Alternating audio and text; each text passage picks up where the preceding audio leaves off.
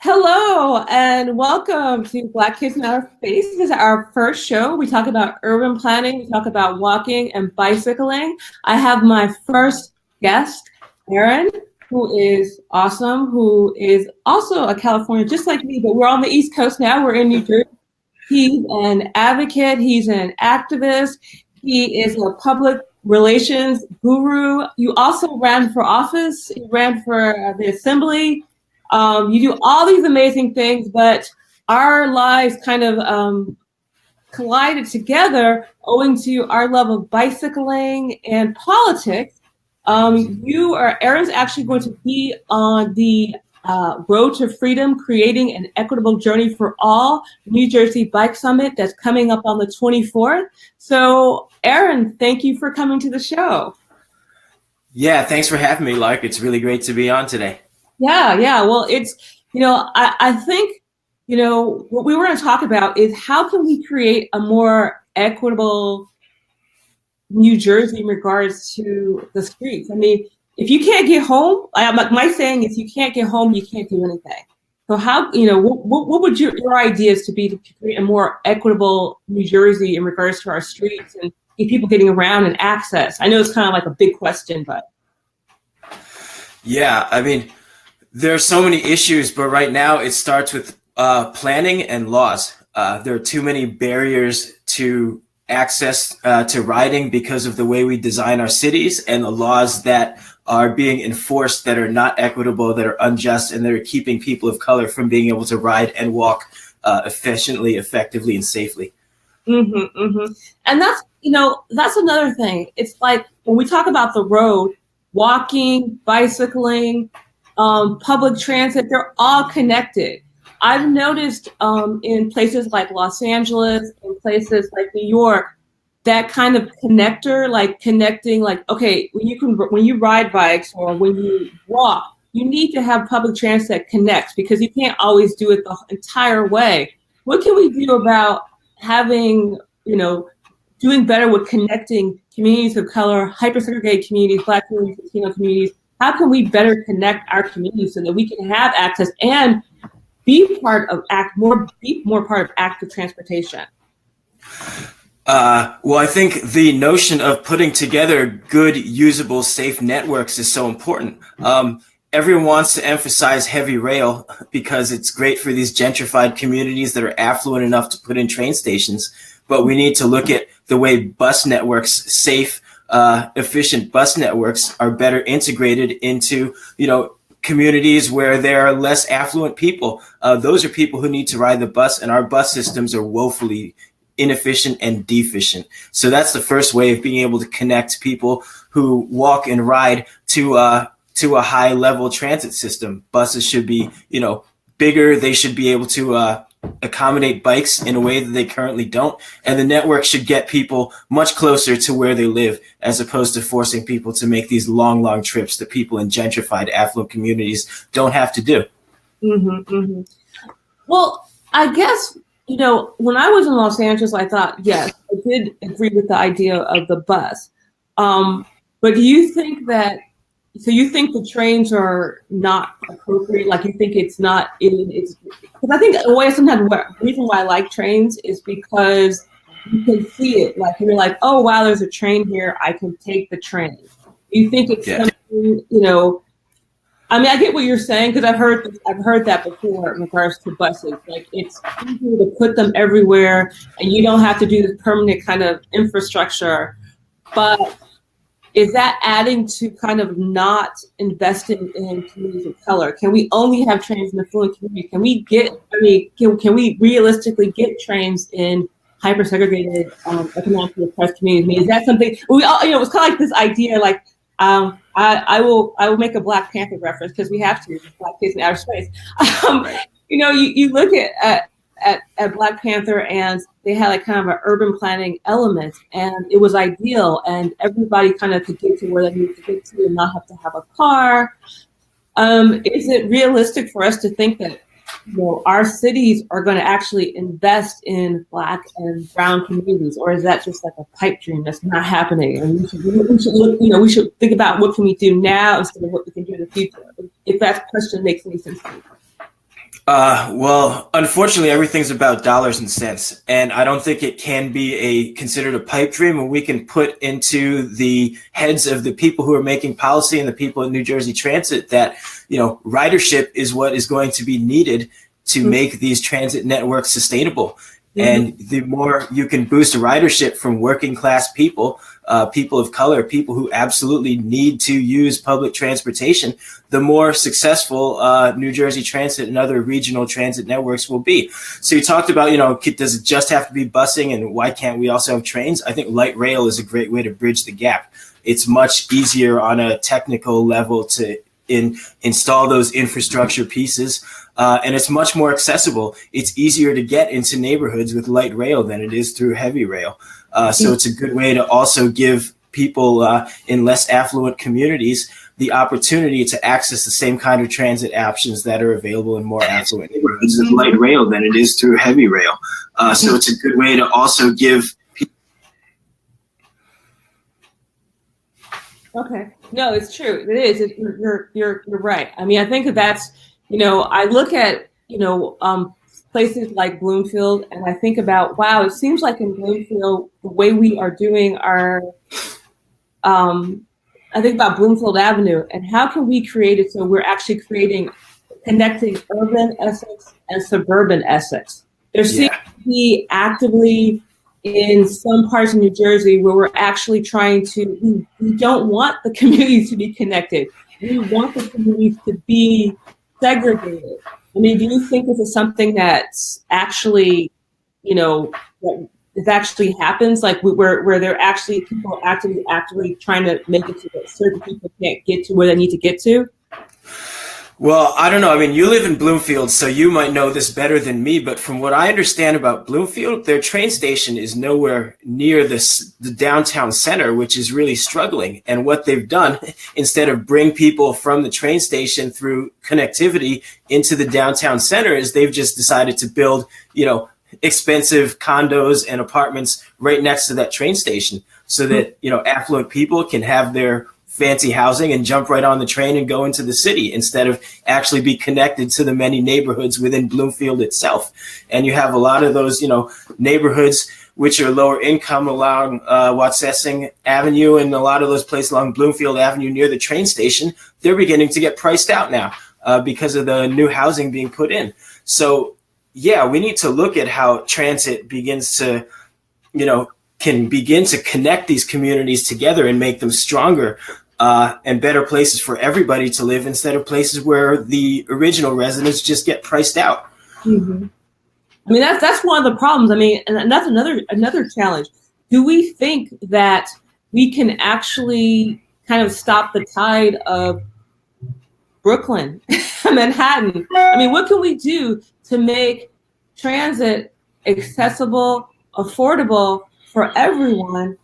And kind of, is there a way to do economic development, transportation, and not push people out of their neighborhoods? I mean, I know that sounds like, I mean, it has to exist, but it's like, how can we make that happen? Because if everybody who is working class, who are people of color, who are hyper segregated, even just who are school teachers, get pushed, I don't know where they get pushed out here, but they get pushed to the desert, they get pushed so far away that they can't access public transit, that they have to drive like for hours.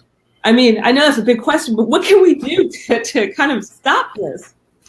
Yeah, and I think we need to be strong activists and strong advocates on the policy level, on the political level, because that's where they're making those decisions and making those deals. It's like, it's an issue of, they just can't let us have nice things. The moment they get better train access in Bloomfield, they start putting up expensive housing and pricing out all the former residents instead of building a connected network that enhances everything for all the different neighborhoods and all the different communities. I mean, everything they tend to put in begins to get shifted in a way that it only benefits the affluent. Even, bike share is a great example.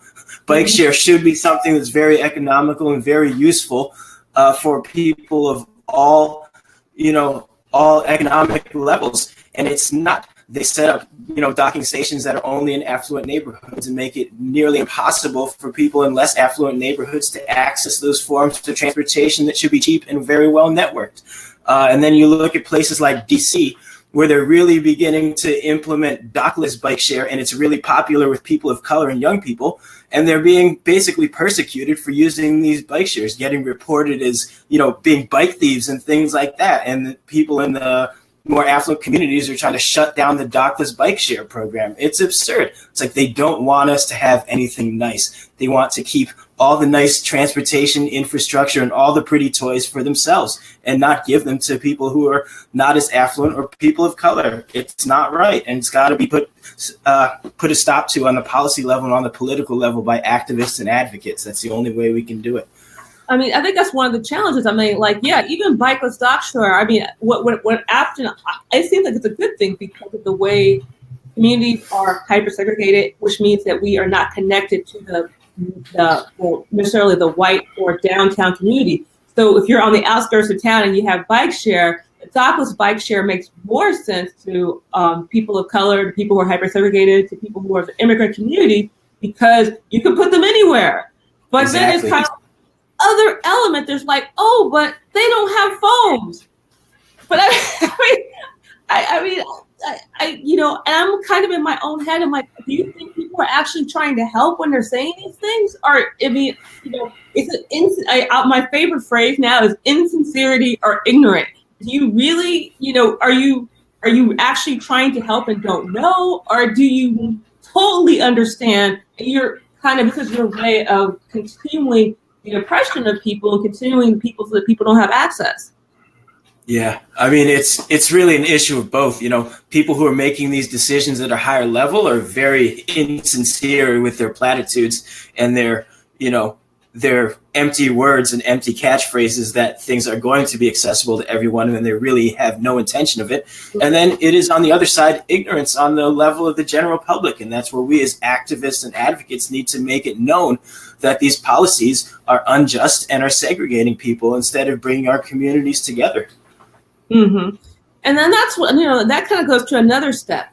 Like, how do activists and advocates who are from the community, how do we kind of get access to funding, or just even if you don't need funding to get our message out? Because I noticed on the East Coast, it's amazingly hard to get out your message when you're kind of not connected to the larger scene.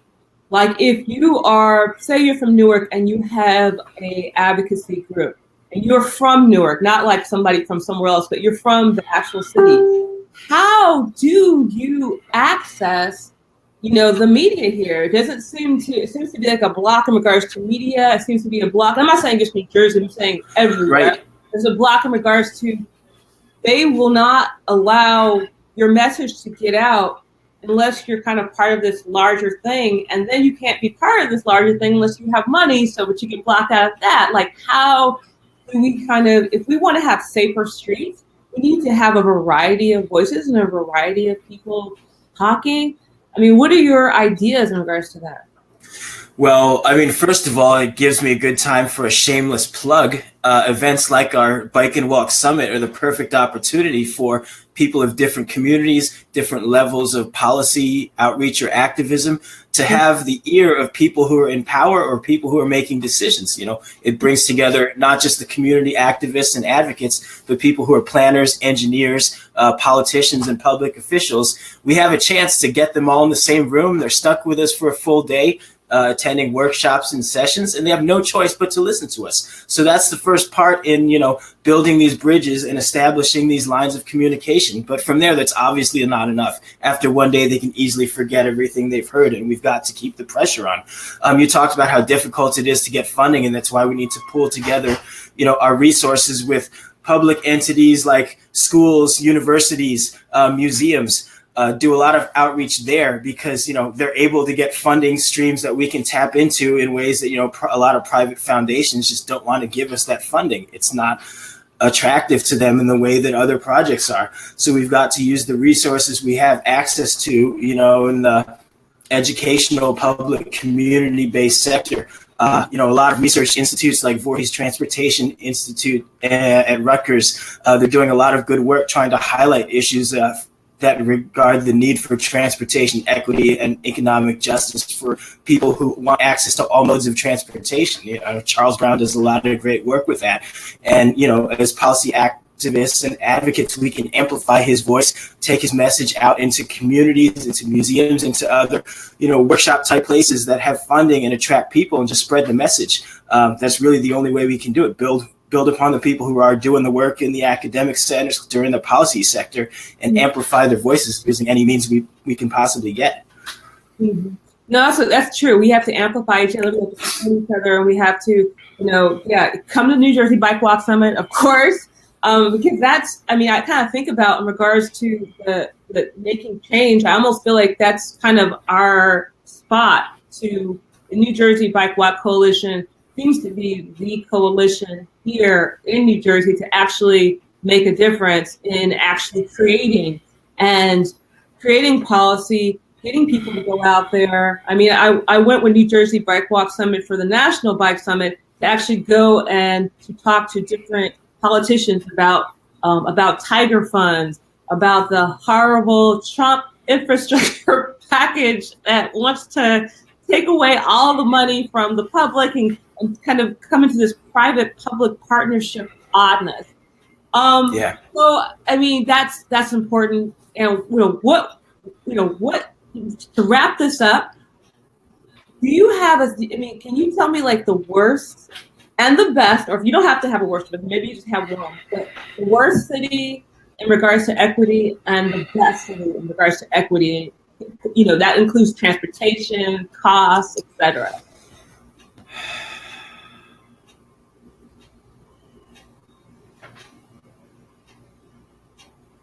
Are you thinking?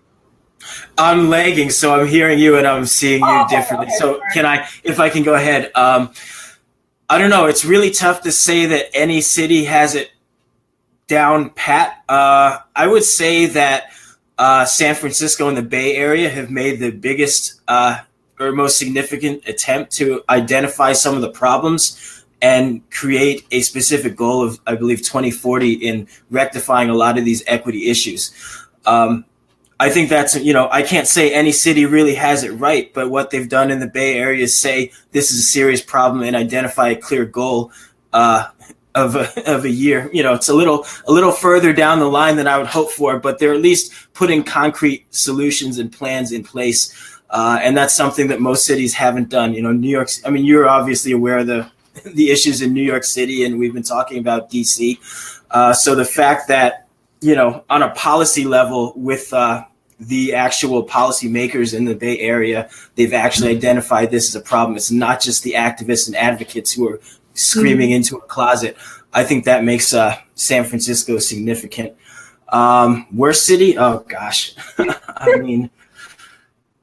We should just talk about the things that are happening in Newark and give it a very local spotlight. There are no networks that are connecting to a lot of the neighborhoods that need, better sidewalks, safer areas. Bike lanes just end, where they shouldn't end. And Penn Station, I think, as you've been mentioning, is just an absolute, nightmare. And it's supposed to be the epicenter of connectivity in that region, bringing people from communities in Newark to their transportation hub. And to places out where they need to go into the city or elsewhere to get jobs. And there's no connectivity between Penn Station and all the working class communities of color in Newark. Absolutely none. It's a place where people get on New Jersey Transit from the suburbs, spend as little time as possible, and get to the city. It is, to me, I find, and I'm going to have to wrap it up, but I could spend days talking about Newark and just how isolated and how active how active government has been in excluding it from funding, excluding it from networks. You look at the cities the towns that are around, it's like they don't want to even connect to it. And I understand. Well, I don't understand. I've now come to learn about racism and classism. But to me, why would you not? Newark is such a jewel in regards to what it should be. And to just kind of view it as, oh, we don't want to touch it. We want to wait. What are you waiting for? I'm not, I know, but that's a long conversation. But so thank you so much, Aaron, for being my first guest on the Black Kids in Outer Space. I appreciate you, and I appreciate all the work that you've done. Is there anything that you want to say final before we close up? Yeah, I think, the issue needs to be making a concerted effort to bring people together, to bring neighborhoods together, and to bring communities together. That's the whole point of transportation, connecting people. And when you have systems and networks that are keeping people apart, then you are not doing the job of a transportation network. And so we need to recognize that this is a problem that needs to be solved if we are doing our job as transportation planners and policy people. Okay. Well, thank you so much, you guys. And thank you, all those people who are watching. You guys have a great morning. Goodbye from Black Kids in Outer Space by Vella Bloomfield. Bye. All right, take care. Black kids in outer space. Black kids in outer space. Black kids in outer space. Urban planning, walking, bicycling, and more in our space.